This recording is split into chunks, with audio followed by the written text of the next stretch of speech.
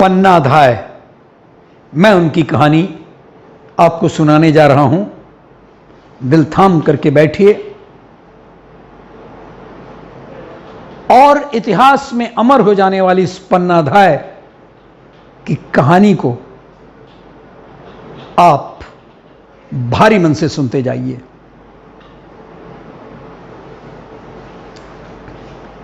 मेवाड़ में महाराणा संग्राम सिंह का राज्य था। वो हमेशा जनता का भला चाहने वाले प्रतापी राजे थे। उनके बड़े पुत्र का नाम था विक्रमादित्य। वह अनेक बुरी आदतों का शिकार था। वह विक्रमादित्य नहीं, आप समझिए, विक्रमादित्य इतने प्रसिद्ध हुए कि उनके नाम को शोहरत देने के लिए, उनके नाम को आदर देने के लिए तमाम राजा विक्रमादित्य का नाम रख लेते थे। तो जैसा कि मैंने बताया कि विक्रमादित्य अनेक बुरी आदतों का शिकार था। उसमें पिता का एक भी गुण नहीं था, बड़ा ही अत्याचारी था। महाराणा संग्राम सिंह का बहुत ही कम उम्र में देहांत हो गया। उसके बाद उनका पुत्र विक्रमादित्य राज संभालने लगा, लेकिन जैसा कि मैंने बताया कि उसे प्रजा अपना राजा मानने को तैयार नहीं थी, क्योंकि वो बहुत ही जालिम था, दुष्ट था। अंततः प्रजा ने उसे गद्दी से उतरवा करके ही दम लिया। तब उसके छोटे भाई उदय सिंह को राजा बनाया गया। यह उदय सिंह इस कहानी का मुख्य पात्र पन्नाधाय के अलावा। उस समय उदय सिंह की उम्र केवल और केवल 6 साल की थी। देखभाल के लिए पन्ना नामक युवती को रखा गया। पन्ना एक राजपूतानी स्त्री थी। देश प्रेम के साथ उसमें वफादारी कूट कूट कर भरी हुई थी। वह आदत से बहुत ही सरल और कोमल हृदय वाली थी। अपने कर्तव्य पर मर मिटना उसे खूब आता था। वो बंदूक भी चला लेती थी, तलवार भी चला लेती थी, जो उसने अपने पिता, जो एक बार सिपाही थे कभी, उनसे सीखी थी। दिल की दिलेर होने पर भी वह खून खराबे से दूर रहती थी। युद्ध और लड़ाई में नहीं भाग लेती थी। किसी को भी दुख देना या जुल्म ढाहना उसकी आदत में नहीं था। वह ठीक नहीं समझती थी। पन्ना उदय सिंह का पालन करने वाली दाई मां पन्नाधाय उदय सिंह की देखभाल, पालन पोषण बहुत ही लाड़ प्यार से करती थी। संयोग से उसका पुत्र भी उदय सिंह के ही उम्र का था, परंतु वह अपने पुत्रों से अधिक ध्यान अपने राजा उदय सिंह की देखरेख करती थी। उसकी पूरी कोशिश थी कि वह उदय सिंह में एक अच्छे राजा के सभी गुणों का विकास हो सके। राजा बनते समय उदय सिंह की आयु बहुत कम थी, इसलिए उस राज्य का कार्य संभालने योग्य वो नहीं थे। अतः उदय सिंह के संरक्षण के लिए बनबीर को चुना गया, उनको रखा गया।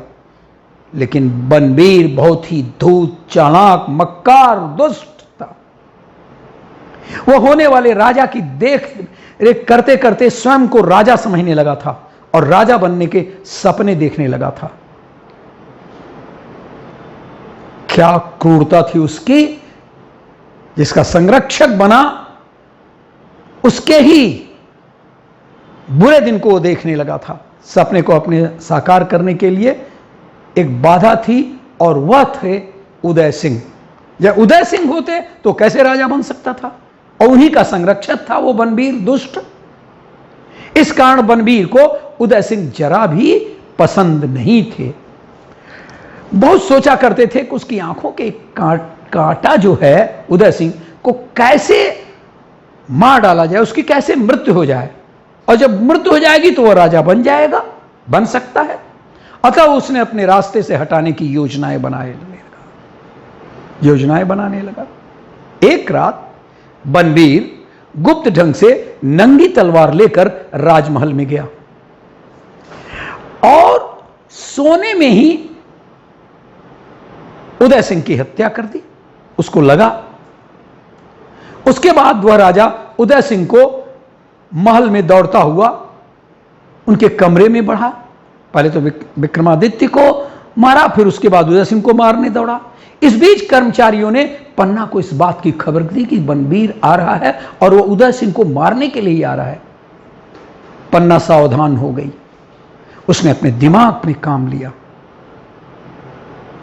अपने पुत्रों को उदय सिंह के कपड़े आदि पहनाकर, अपने एक पुत्र को पहनाकर उसके स्थान पर लिटा दिया और उदय सिंह को अपने भरोसे के एक सिपाही के साथ वीरा नदी के पार भिजवा दिया, बाहर नदी के उस पार, और वहीं इंतजार करने के लिए कहा कि तुम इंतजार करना, मैं आऊंगी। राजवंश को बचाने के लिए उसने यह बात सोची और अपने पुत्र तक का बलिदान करने को तैयार हो गई। इसी समय बनवीर नंगी तलवार लेकर उदय सिंह के कमरे में आया। पन्ना से पूछा, उदय सिंह कहां है?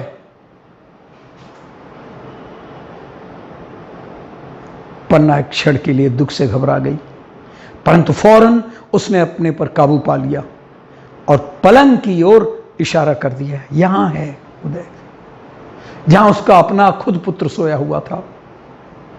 पुत्र का मुख दूसरी दिशा में था। बनवीर को तो जैसे खून सवार था। उसने कपड़े गहने राजसी कपड़े पहने देखते ही तलवार से उसके टुकड़े कर दिया। पन्ना ने दिल दहलाने वाला दृश्य को देखकर मुंह से आह तक नहीं निकाली, वरना बनवीर को शक हो जाता।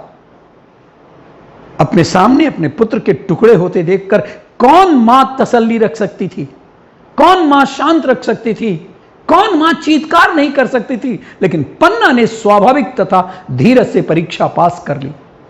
बनवीर ने पन्ना के पुत्र के टुकड़े टुकड़े कर दिया और कहा, जाओ इसे जला दो। और वो मन ही मन खुश होकर के उसके रास्ते का कांटा दूर हो गया, ऐसा समझ लिया। पन्ना दिल पर पत्थर रखकर सब देखती सुनती रही और उसके बाद महल से बाहर आकर उसने अपने बेटे का अंतिम संस्कार किया।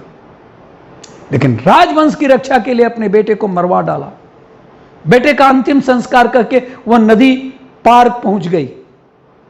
वहां से उदय सिंह को लेकर अनेक स्थानों पर उस भावी राजा की सुरक्षा के लिए गई, परंतु बनवीर के डर से कोई भी उसे सहारा देने को तैयार नहीं हुआ। पन्ना निराश हो गई। उसकी समझ में नहीं आ रहा था कि वो क्या करे। क्या फिर एक बार उदय सिंह मारा जाएगा? उदय सिंह को मारने के लिए वो फिर बनवीर अपने आदमियों को भेज देगा। पन्ना उदय सिंह को लेकर के एक सरदार आशा शाह के पास गई और उसे उदय सिंह को अपने पास रखने के लिए निवेदन किया। आशा शाह भी दुविधा में था कि वह उदय सिंह को रखे या नहीं रखे, क्योंकि वो बनवीर के कारण डरा हुआ था। आशा शाह की माता ने उसे डांटा, दुष्ट, नमक हराम।